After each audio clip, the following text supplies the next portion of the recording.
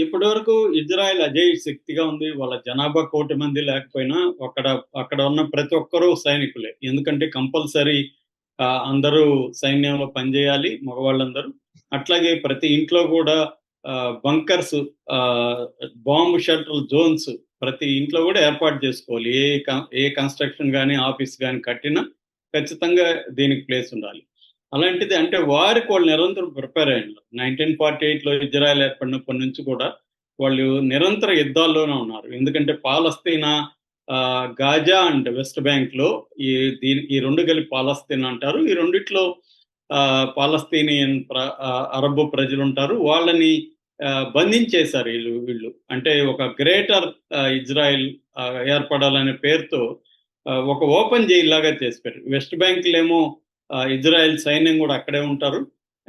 వాళ్ళు సైన్యం నీడలో బతకాలి వెస్ట్ బ్యాంక్‌లో. ఇక్కడేమో గాజాలో కొంతకాలానికి ముందు తమ సైన్యాన్ని, తమ ఇజ్రాయెల్ పౌరుల్ని వెనక్కి తీసుకొచ్చేసి దాన్ని బంధించేశారు చుట్టుపక్కల. వాళ్ళకి ఏ వస్తువులు వెళ్ళాలన్నా వీళ్ళ అనుమతి లేకుండా ఆ దేశంలోకి వెళ్ళే పరిస్థితి లేదు. ఈ ఈ నిర్బంధాన్ని నుంచి తట్టుకోవడం కోసం పాలస్తీనా వాళ్ళు పోరాడుతూనే ఉన్నారు. ఇందులో భాగంగా హమస్ 2023 అక్టోబర్ 7న ఒక టెర్రరిస్ట్ అటాక్ చేసి ఇజ్రాయెల్ ప్రజల్ని దాదాపు 1,200 మందిని చంపారు. అప్పటి నుంచి ఇజ్రాయెల్ మామూలుగా ఆల్రెడీ బెంజమిన్ నెతన్యాహుకి వాళ్ళ దేశంలో కొయిలేషన్ గవర్నమెంట్‌లో తీవ్ర వ్యతిరేకత ఉంది. అతని మీద కేసులున్నాయి. సుప్రీంకోర్టు వరకు అతన్ని వ్యతిరేకంగా తీర్పులున్నాయి. ఈ నేపథ్యంలో అతను తను తాను రక్షించుకోవడానికి ఇది సాకుగా దొరికింది. దాంతో అతను హమస్‌ని చంపాలనే పేరుతో మొత్తం ప్రజల్ని చంపేయడం అనేది జరుగుతుంది. అంటే ఇజ్రాయెల్‌కి బేసిక్‌గా 2 లక్ష్యాలున్నాయి. ఒకటి హమాస్‌ని, తీవ్రవాదుల్ని అంతం చేయడం. 2 పాలస్తీనా ప్రజల్ని ఆ భూభాగం నుంచి తరిమేయాలి. తరిమేసి గ్రేటర్ ఇజ్రాయెల్ ఏర్పడాలి. పాలస్తీనా ప్రజలు ఎక్కడా కూడా వీళ్ళ దీంట్లో ఉండకూడదు. ఈ 2 లక్ష్యాలున్నాయి. ఈ 2 లక్ష్యాలు సాధించాలంటే హమస్‌ని ఒకటే టార్గెట్ చేస్తే చాలదు. మామూలు ప్రజల్ని చంపేయాలని చెప్పి ఇప్పటివరకు 50,000 మందిని పాలస్తీనాను చంపేసింది. రెండోది అక్కడ నివాసయోగ్యంగా ఉంచకూడదు. ఉన్న వాళ్ళకి కూడా ఇంకొక 20 లక్షల మంది పైన అక్కడ ఉన్నారు గాజాలో. వాళ్ళని కూడా తరిమేయాలంటే అక్కడ వాళ్ళు అక్కడ ఉన్నా కూడా వాళ్ళు బతకలేని పరిస్థితి క్రియేట్ చేయాలి. వాళ్ళకి ఫుడ్ లేదు, మందు లేవు.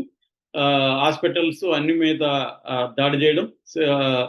సో దీనివల్ల ఏమవుతుందంటే వాళ్ళు అక్కడ ఉండలేరు. వేరే దేశాలకెళ్ళాలి. ఎక్కడికెళ్ళాలి వాళ్ళు? ఏ దేశం కూడా వీళ్ళని ఆహ్వానించట్లేదు. ఇటువంటి ఒక పరిస్థితి ఉంది. ఈ పరిస్థితిలో ఇరాన్ ఏం చేసిందంటే యాక్సిస్ ఆఫ్ రెసిస్టెన్స్ అని ఒక ఒక పెద్ద ఫోర్స్‌ని క్రియేట్ చేసింది. అంటే ఇటు లెబనాన్‌లో హిజ్బుల్లాని, యెమెన్‌లో హౌతీల్ని, పాలస్తీనాలో హమస్‌ని, ఇరాక్‌లో ఒక ఇస్లామిక్ తీవ్రవాదుల్ని, సిరియాలో ఇలాగా వీళ్ళందరికీ ఆయుధాలు, తర్వాత ఎక్విప్‌మెంటు, లాజిస్టిక్సు, డబ్బు, ట్రైనింగు ఇవన్నీ ప్రొవైడ్ చేసింది. దీంతో ఈ అన్ని రకాల మూకుమ్మడి దాడి ఇజ్రాయెల్ మీద ఉంది. ఇజ్రాయెల్‌కి America, France, Germany, Japan, England ఇలాంటి దేశాల సపోర్ట్ ఉంది. ముఖ్యంగా అమెరికా. అందువల్ల వీటన్నిటిని కూడా ఎదుర్కొంటుంది. ఈ నేపథ్యంలో ఇప్పుడు ట్రంప్ వచ్చిన కొత్తగా ట్రంప్ 60 రోజులు డెడ్‌లైన్ పెట్టి ఇరాన్‌లో ఉండే న్యూక్లియర్ వెపన్ గ్రేడ్ యురేనియం నిల్వలు, అంటే వెపన్ గ్రేడ్ అంటే మామూలుగా యురేనియం 60% ప్యూరిటీ ఉంటే మిగతా వాటికి వాడుకోవచ్చు. ఆటం బాంబ్ తయారు చేయాలి, న్యూక్లియర్ వెపన్ తయారు చేయాలంటే 90% ప్యూరిటీ ఉండాలి. అటువంటి 90% నిల్వలు ఉన్నాయి. వాటిని మాకు చూపించండి. 60 రోజుల్లో మీరు సంతకం చేయాలి. మేము న్యూక్లియర్ బాంబుని తయారు చేయమని సంతకం చేయాలని డెడ్‌లైన్ పెట్టాడు. ఆల్రెడీ యెమెన్ అండ్ ఖతార్ మధ్యవర్తిత్వం వహిస్తున్నాయి. ఈ మధ్యవర్తిత్వంలో భాగంగా 5 సార్లు టాక్స్ జరిగాయి. ఇరాన్ వాళ్ళ ఒత్తిడికి తలగ్గలేదు. దాంతో ఇరాన్‌ని ప్రెజర్ చేయాలని చెప్పి అతను ఇజ్రాయెల్‌ని గుచ్చాడు. ఇజ్రాయెల్ ఏం చేస్తుంది? ట్రంప్. దాంతో ఇజ్రాయెల్ అటాక్స్ మొదలుపెట్టింది. ఇజ్రాయెల్ అటాక్స్ మొదలుపెట్టి ఫస్ట్ ఏం చేసిందంటే వాళ్ళ యురేనియం నిల్వలు ఉన్న 2 అతిపెద్ద ప్రాంతాలు ఉన్నాయి. అది నతంజి అనే ఒక ప్రాంతం, తర్వాత ఫోర్డో అనే ఒక ప్రాంతం. ఈ 2 ప్రాంతాల మీద దాడులు చేసింది. అట్లాగే ఆయిల్ నిల్వలు, ఎందుకంటే ట్రంప్ ఏ పని కూడా వ్యాపార ప్రయోజనాలు లేకుండా ఏ పని ట్రంప్ చేయడు. ట్రంపే కదా, అమెరికా కూడా ఏ పని చేయదు. సో ట్రంప్ ఇంకా భయంకరమైన సొంతంగానే అతను పెద్ద వ్యాపారస్తుడు.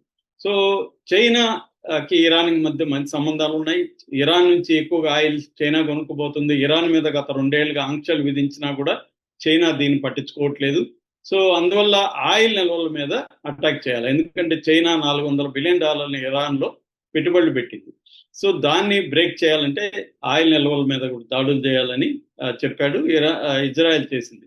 రెండవది, ఆ, ఇదే సాగు తీసుకొని ఇరాన్ని కంప్లీట్ గా దెబ్బ కొట్టేసి బలహీనపరిచేయాలన్న ఒక కుట్ర కూడా అమెరికా అండ్ ఇజ్రాయెల్ ప్లాన్ చేశాయి. అందుకని ఏం చేశారంటే వాళ్ళ మిలిటరీ స్థావరాల మీద దాడి చేసి ఆర్మీ చీఫ్ తో సహా మొత్తం టాప్ 10 కమాండర్స్ ని చంపేశారు. అట్లాగే వాళ్ళకి ఐఆర్జీసీ అనే ఇంకొక సైన్యం ఉంటుంది. అది ఇస్లామిక్ రెవల్యూషనరీ గార్డ్ కోర్ అంటారు. వీళ్ళే సిరియా ఇక్కడంతా పోయి కూడా పోరాడుతుంటారు. దాంట్లో 2 లక్షల మందికి పైన ఉన్నారు. అందులో కూడా టాప్ కమాండర్స్ ఒక 10 మందిని లేపేశారు.